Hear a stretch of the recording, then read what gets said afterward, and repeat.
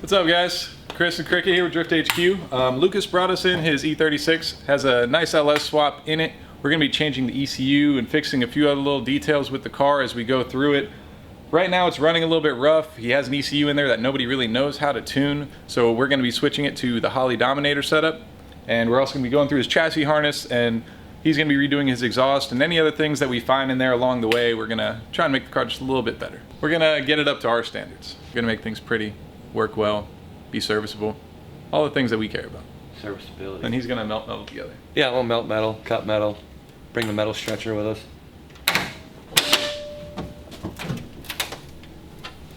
Pretty boy LS. So there's a few things we noticed right off rip when we popped the hood on this thing. The routing of a lot of the vacuum lines and stuff like that are creating some vacuum leaks, especially because this is on speed density. Basically your map sensor is just going to read a lot lower vacuum than it's supposed to. This fuel crossover line here, I'm not really sure what they're doing, but there's a lot of kinks in it, which is going to, you know, kind of lean the fuel pressure on one bank versus the other, because there's a pretty solid kink in this one. Then also, you know, these types of hoses here that are just kind of laying in place that don't really stay where they're supposed to stay. Little things that bother me that don't really make a difference, like the fuel pressure regulator's crooked, and it's already driving me crazy just looking at it, so we're gonna have to do something about that. Some of the cooling system, a lot of the wiring just kind of zip tied. Wires ran next to wires that are loomed. A lot of electrical tape instead of actually using connectors and setting things up properly.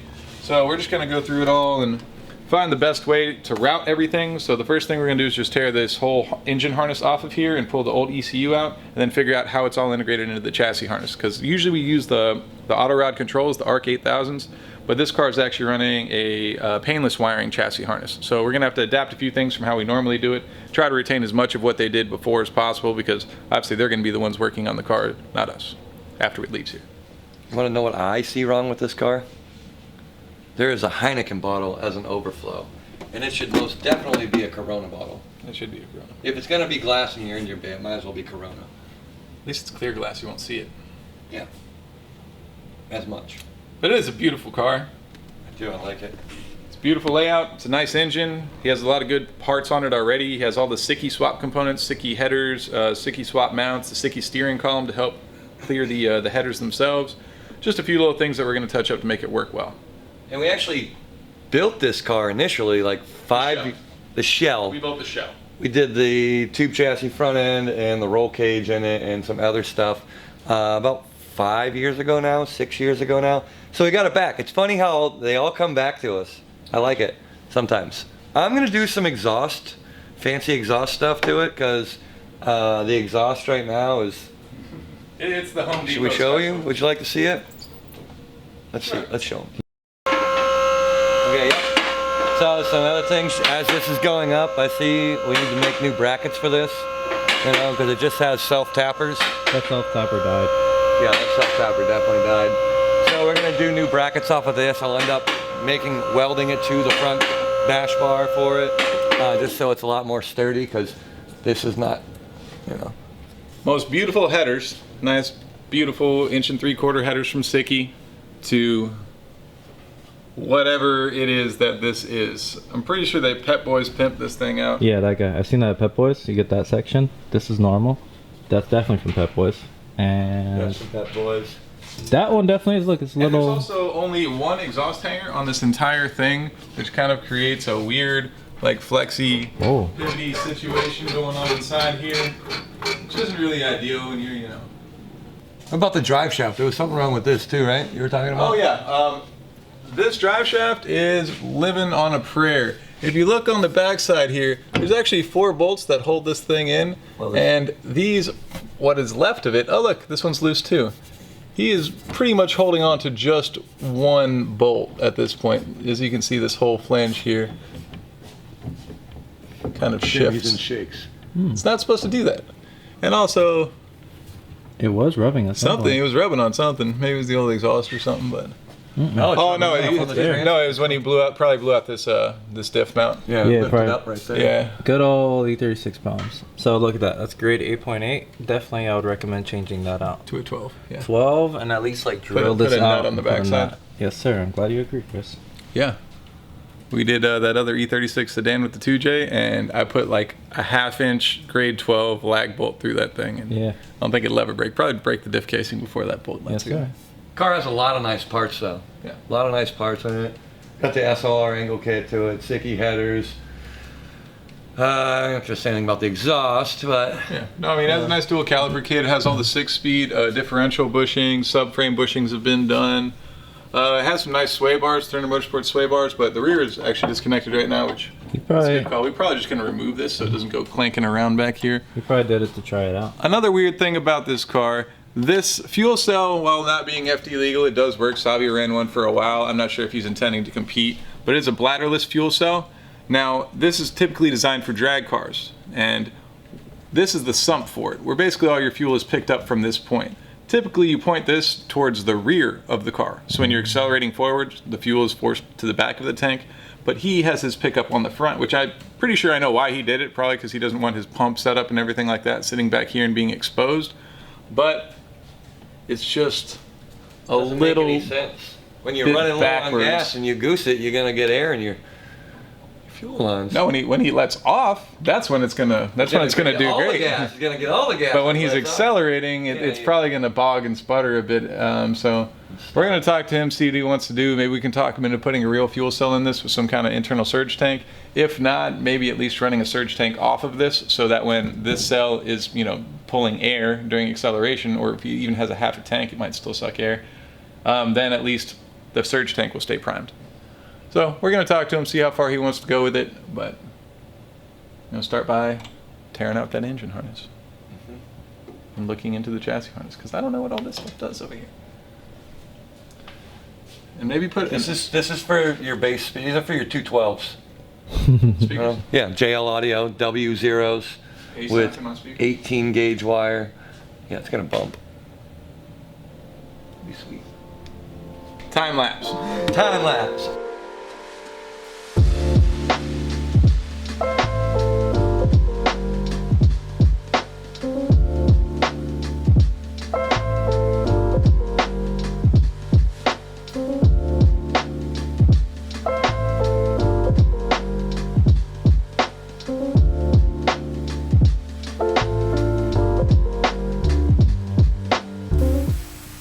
So we are starting on Lucas's car. We're doing the exhaust.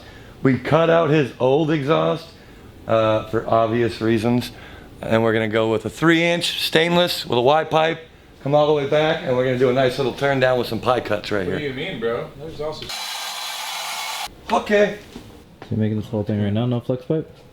No flex pipe. Flex pipes are pussies. Yeah, flex pipes are really unnecessary. Vibrations? Vibrations are okay. There has poly motor mounts and everything like that. Typically, the main reason you put a flex pipe on your car is if you tend to bottom your car out more. Like if you have a turbocharged car and your downpipe is carrying the entire weight of your exhaust as opposed to the hangers, then you hit something, you break turbo studs. If anybody's ever had an SR20, I'm sure they know exactly what I'm talking about. Every SR always has the manifold, yeah, exactly. Every SR always has the manifold back out if you don't have a flex pipe in your exhaust, because basically all the vibration from your exhaust is getting carried by the flange on the back of your turbo. This setup here, being 2 V-bands off of a Y-pipe setup, pretty much don't need any flex pipes. I mean, they do help with installation, but for function, he's not really gaining anything from it. Also going to gain some more ground clearance by not having those bad boys in there. Yeah. All the clearance, Clarence.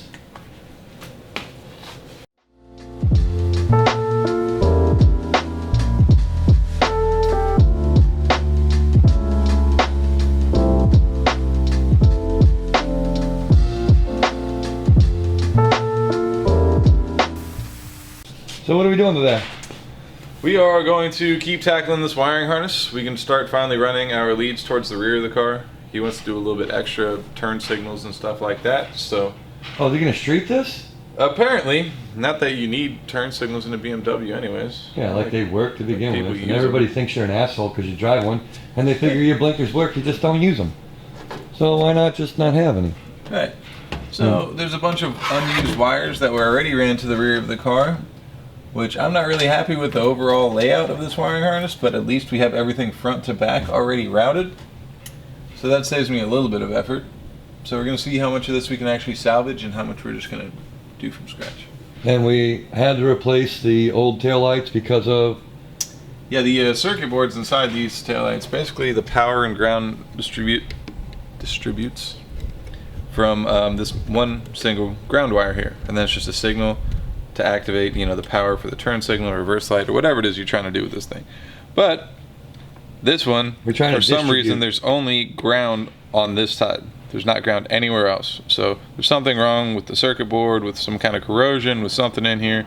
Because if I jump ground to this, then I can make the lights work. But so basically, we just get new lights. Might have something to do with it. You hear it? Shimmy, shimmy, shake. Oh, we dropping stuff. Bonus stuff. That's like after every race we empty out Duarte's front corner lights because they're filled with rocks and debris. There's no lights in there, so there's just a hollow spot and it just... A lot of debris. There's debris front to back. Well, we did manage to remove all of this. Show us your pretty panel that you made the other day. And all of this nonsense. And the old ECU setup we removed as well. This little guy here. Yeah, that's we gotta change a few things up. This is going to be ECU triggered as the fans. The lights will be triggered by our switch panel. Starter triggered by our switch panel, and both fuel pumps triggered by our switch panel. So everything else can be ran off low voltage where we don't need such high amperage relays and fuses. So that'll just be our corner lights, our lift pump on our fuel system. Actually, no, we still haven't had the. You can tell it's quarantine right now because your boy What? isn't shaving. Oh yeah, I'm a little scruffy. Or got a haircut. Scruffalophagus. Dude, where can we find somebody to cut our hair right now? I'm fucking hurting. Dude. You look like you always look. No, let me hear. Which is fucking great. Thanks.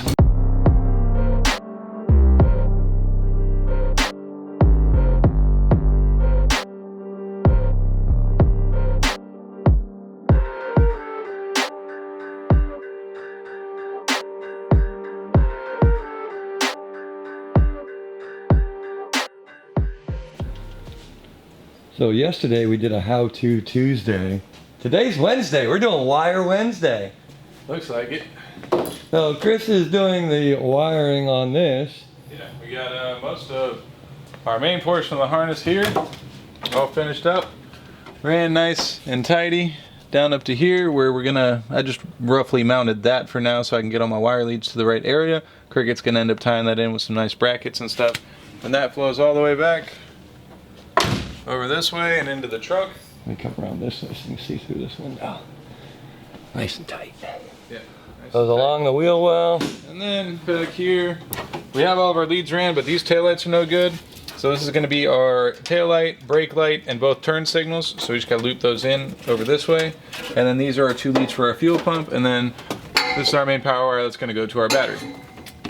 So as for right now, it's pretty much all we can do until we get the new taillights. And then the front half, I just got to wire up the fans really and starter signal and a couple wires to the ECU. Time lapse.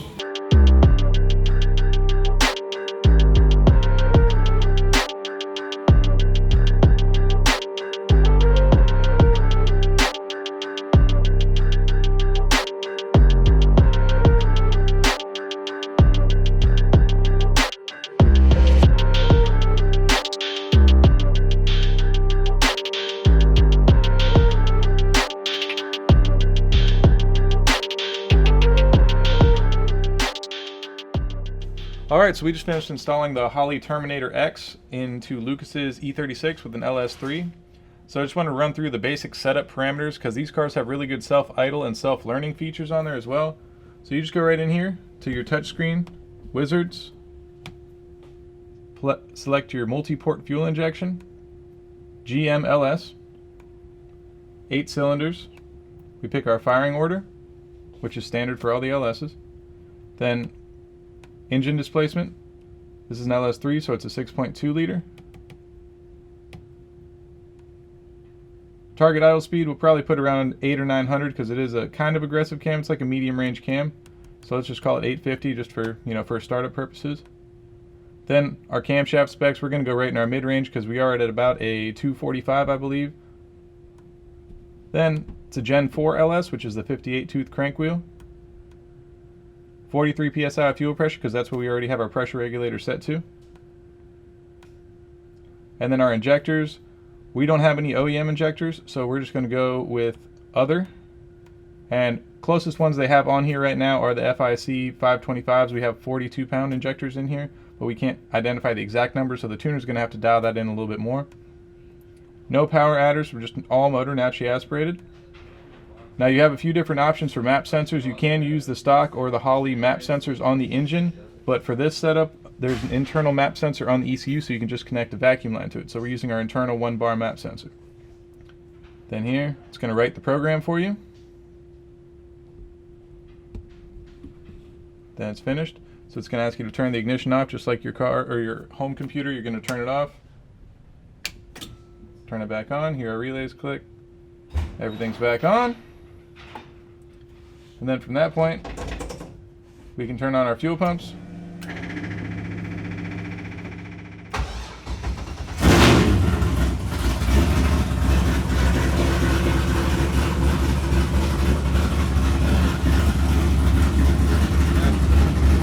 Get all your live data here, full temperature, vacuum, everything. What?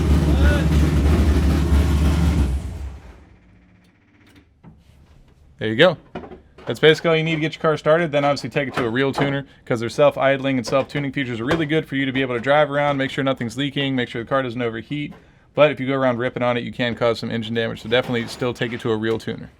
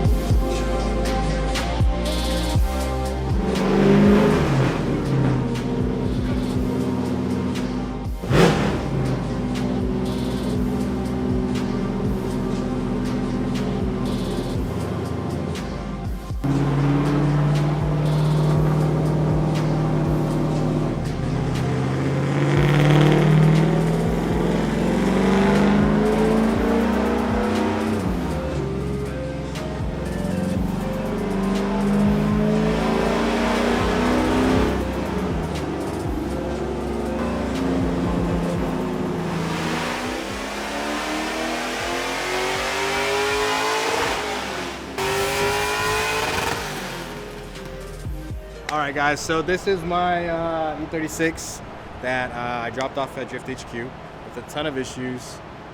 We rushed a lot of the wiring and stuff like that when we were finishing up the car, and it never ran properly.